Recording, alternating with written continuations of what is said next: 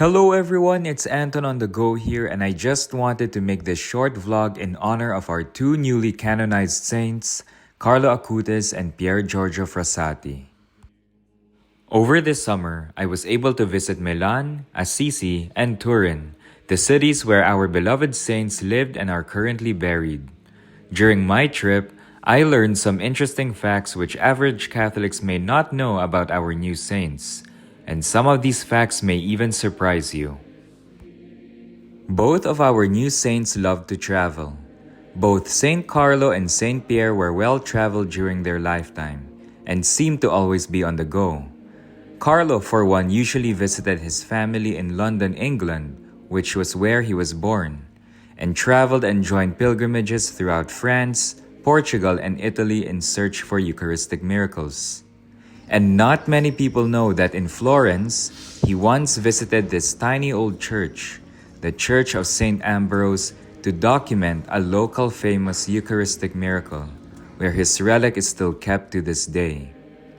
Pier Giorgio was known to be all around as well. He was known to go to the mountains, to the sea, to visit the coal mines, to visit friends, attend Eucharistic congresses, to participate in Catholic gatherings, to tour the great cathedrals, and so on. He always took time to send postcards and letters to his friends and family, recounting his travels, especially when he made his stops in Germany and the Czech Republic. As a traveler myself, this is a real treat, and in my opinion, these two should be named co-patron saint of travelers along with Saint Christopher. It is also known that Carlo loved to play video games such as Halo, Mario, and Pokemon with his friends. But did you also know that Pier Giorgio Frassati had a love for playing mahjong?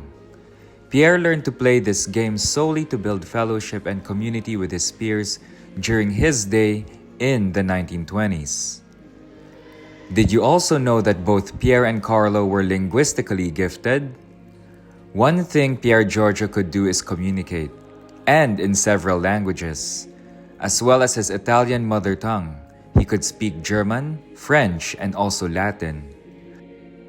While the young tech whiz, on the other hand, might not have had many languages in his repertoire, he was bilingual in English and Italian. However, ever humble Acutis would pretend in class that he didn't know the answer to questions to give others a chance. Did you also know that our newly canonized saints were troublemakers? An interesting story which very few know about Saint Carlo Acutis was how he would get into a couple of detentions or school notes that would be sent home from his teacher for his behavior in the classroom. His peers noted how Carlo was a bit of a class clown with a cheerful jester on certain occasions, and his uncontainable voice combined with certain gestures would disrupt the lessons in class, typical for a normal teenager.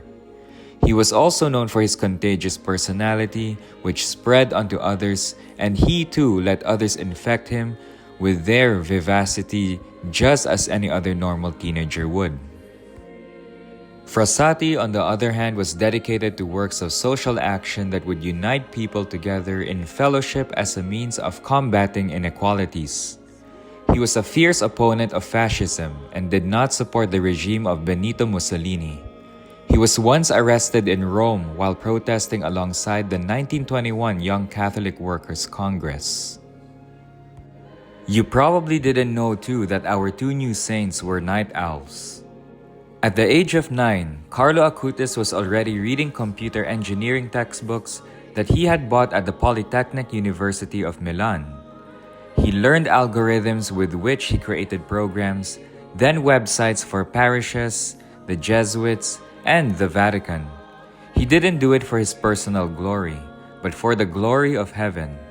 To achieve that, he spent hours on it, and in the summer, instead of having fun, he would stay at his computer until 3 in the morning. He wanted to spread the good news, the gospel, and he used his extraordinary abilities to proclaim Christ and help others come closer to God. Every evening since his youth, Pier Giorgio Frassati went to benediction of the Eucharist. He would spend hours in the middle of the night adoring Jesus. A woman once observed him on his knees adoring, and hot candle wax was slowly dripping on him. Yet, he was so deep in prayer, he didn't move.